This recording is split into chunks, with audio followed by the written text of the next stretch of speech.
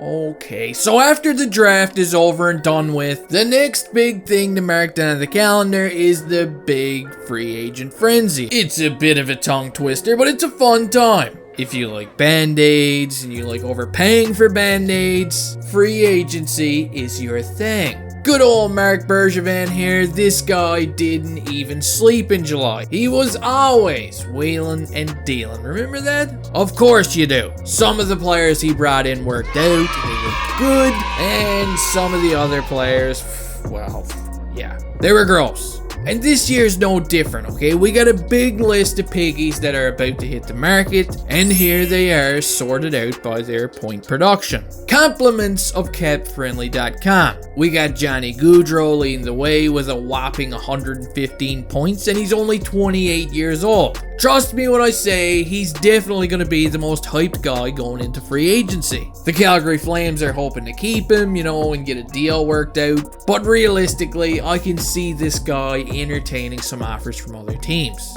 115 points. Man, can you imagine the money that's going to be thrown at this guy during free agency? Then we got Nazim Kadri up next, who just had a bit of an insane year as well, followed up by Philip Forsberg, who a lot of sports analysts were saying that Montreal should be taking a flyer on. Then after Forsberg, we get our trifecta of older French guys. And they are enticing, okay, just because of the leadership that they would bring along.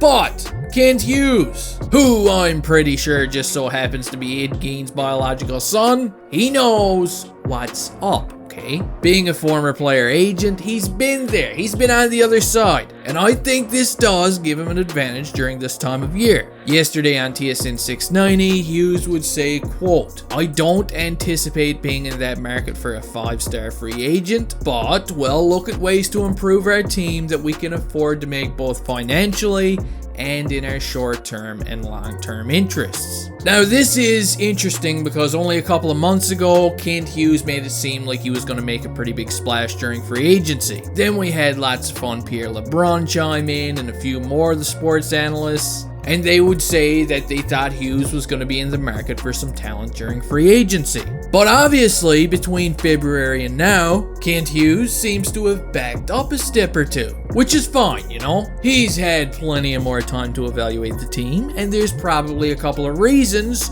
why he's taken a lighter approach now heading into free agency. So if you read between the lines here, I think what Kent's trying to say is don't expect too much. He's not interested in tossing out an $8 or $9 million contract to one of these top guys. It ain't happening, especially with all the dead salary that they already have against the cap. Kent Hughes has a lot of work ahead of him, fixing the shitty hand that he's been dealt. He's got to deal with Carey Price. He's got to deal with Shea Weber. He's likely going to have to find a new home for Jeff Petrie. He's got friggin' Yoel Armia looking more and more like Medusa, turned him to stone every night. Mike Hoffman, Jonathan Drouin, Bubba Rat Byron. The list goes on and on. Even Brendan Gallagher this year looked like a shell of his former self. And if you add up the contracts of all these guys, and you can arguably throw more into the mix too, that's a lot of money to be tied up into guys that are either A, not playing, or B, they are playing, but they're just playing like shit. And if the cap situation alone isn't enough to steer you away from patching up the team with free agents, Hughes is also fully aware of the talent that is about to be available at next year's draft. I mean, Connor Bedard. Have you seen what this guy is capable of yet? Jeez, the guy is a magician. And for a team like Montreal right now, the current state that the Canadiens find themselves in, this Bedard guy is worth the gamble. Okay, he is. As painful as this year has been, the Canadiens, they've got 2 first-rounders this year, and one of them being their own is a big one. If they can suffer out one more year and take some time to, fix up the salary cap, and then head into the 2023 draft with 2, maybe even 3 first-round picks, Whoa! Wow. The future would be looking good. And that's it. These are the reasons why I don't think we should be expecting a Goudreau or a Kadri from free agency. God, I hate that guy anyway. But Just because Hughes isn't going to be targeting, the big fish in the sea, that doesn't mean that he's just going to take his cell phone and snap it in half like he's some kind of an escaped convict. He's still going to take a sniff and see what's out there. Maybe with all the kids in the lineup now, he decides to bring a guy like Delorier back to Montreal. Or maybe if we sort out this list by age, he spots a veteran that could possibly be had for cheap,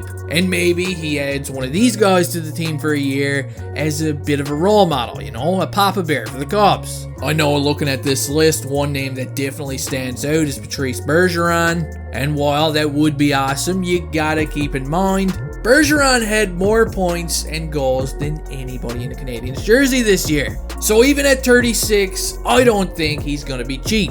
Anyway, guys, that does it for this video. Let me know your thoughts on the Habs' current situation and how you think they're going to handle free agency this offseason.